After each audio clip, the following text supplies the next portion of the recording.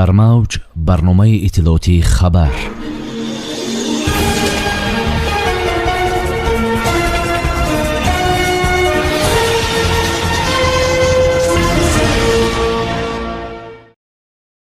хатмкунандагони донишкадаи энергетикии тоҷикистон хизмат ба ватанро ихтиёр карданд.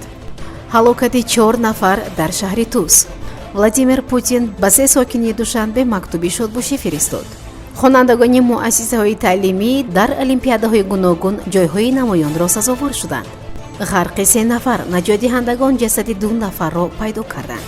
51% хатмкунандагони донишкадаи энергетикии тоҷикистон баъди супоридани имтиҳонҳои хатм ба таври ихтиёрӣ ба сафи қувваҳои мусаллаҳи ҷумҳурии тоҷикистон шомил шуданд. дар ин бора Амид Ховар иттилоъ медиҳад. навазкарон хизмат дар сафи қувваҳои мусаллаҳи ҷумҳурии тоҷикистонро вазифаи шаҳрвандӣ ва ҷонии хеш шуморида ба ҳифзи марзу буми ватан изҳори омодагӣ карданд. таъкид гардид ки хизмат дар сафи қувваҳои мусаллаҳ ва ҳифзи ватан барои ҳар ҷавон мактаби бузурги ҳаёт, ҷасорату мардонагӣ ва далерию шуҷоат ба ҳисоб меравад.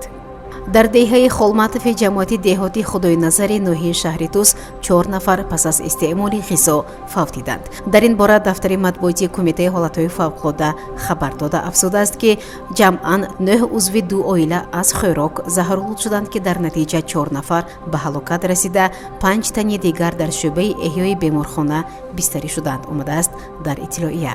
манбаъ меафзояд ки ҳодиса бегоҳии санаи 2 май пас аз истеъмоли хӯроки шом рух додааст, вале феълан маълум нест ки маҳз кадом хӯрок боиси заҳролуд шудани сокинони шаҳри Туз гардид. ҷузъиёти бештари ин ҳодисаро Кумитаи ҳолатҳои фавқулодда ифшо накардааст. танҳо зикр намуд ки тафтишот идома дорад. президенти Федератсияи Русия Владимир Путин ба муносибати 78-мин солгарди ғалаба дар ҷанги бузурги ватанӣ ба 3 корманди фронти ватании муқими Душанбе, шаҳрвандони Федератсияи Русия мактуб ирсол кард. дар ин бора дафтари матбуоти сафорати Русия дар Тоҷикистон хабар додааст. дар осонаи рӯзи ғалаба кормандони сафорати Русия дар Тоҷикистон табрикоти шахсии президенти Федератсияи Русия Владимир Путинро ба муносибати 78-солагии ғалаба дар ҷанги бузурги ватанӣ ба шаҳрвандони Русия муқими Душанбе, Раиса Мусинова, Назиба Гибадулина ва Роза Габдулина расонинданд. намояндагии дипломатӣ афзуд кормандони сафорат инчунин ба айёдати собиқадори ҷанги бузурги ватанӣ Дмитрий Откин дар шаҳри Душанбе рафта ӯро бо рӯзи ғалабаи дарпеш истода табрик гуфтанд. хонандагони шаҳри Душанбе дар олимпиадаҳои ҷумҳуриявии фаннӣ барои хонандагони синфи 11 аз фанҳои ҷамъиятӣ гуманитарӣ соҳиби 70 ҷойи ифтихорӣ ва сазовори ҷойи аввал шуданд. дар ин бора Амид Ховар иттилоъ медиҳад.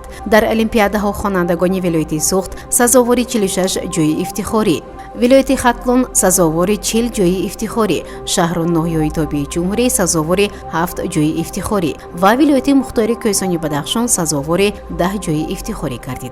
дар олимпиадаҳои мазкур беш аз 1000 хонандаи синфҳои 11-уми муассисаҳои таҳсилоти умумии ҷумҳурӣ фаъолона иштирок намуданд ки нисбат ба соли гузашта наздик 300 нафар зиёд мебошад. шабони рӯзи гузашта наҷотдиҳандагони Кумитаи ҳолатҳои фавқулодда ва мудофиаи граждании кишвар 2 ҷасадро аз об берун оварданд, иттилоъ додааст дафтари матбуотии Кумитаи ҳолатҳои фавқулоддаи Тоҷикистон.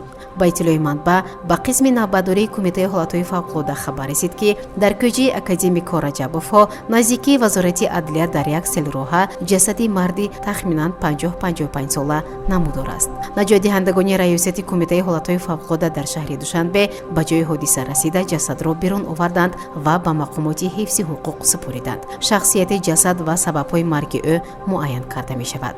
ҳамзамон қайд гардид ки санаи 29 апрели соли ҷорӣ як сокини 14-солаи маҳаллаи Чимтепаи ноҳияи Фирдавсии шаҳри Душанбе аз хона берун шуд ва дигар барнагашт. тахмин зада мешуд ки дар об ғарқ шудааст. таъкид шуд ки санаи 1 майи соли ҷорӣ дар ҷараёни роҳандозии корҳои ҷустуҷӯиву наҷот имдодгарон ҷасадро дар кӯли сунъӣ ба истилоҳ мехкарьер ки дар ҳудуди маҳаллаи Чимтепа ҷойгир мебошад пайдо ва ба кормандони милитсия супориданд. ҳамчунин санаи 3 апрели соли ҷорӣ як сокини 7-солаи деҳаи арабхонаи ҷамоати деҳотӣ ба номи Носири Хусрави ноҳияи Қубодиён аз беэҳтиётӣ дар канали маҳаллӣ Қаттаариқ ғарқ шудааст. Қайд гардидааст ки баъди дарёфти хабар дастаи наҷотдиҳандагони раёсати кумита дар вилояти Хатлон ба ҷои ҳодиса сафарбар шуданд. Бино ба гузориши расида то кунун ҷасад пайдо нашудааст ва субҳи санаи 3 май корҳои ҷустуҷӯӣ аз сар гирифта шуд. Кумитаи ҳолатҳои фавқулода ва мудофиаи граждании кишвар бори дигар ба сокинони кишвар муроҷиат мекунад ва эҳтиромона хоҳиш менамояд ки фарзандони нобулиғи худро беназорат нагузоранд. дар мавҷ барномаи иттилооти хабар.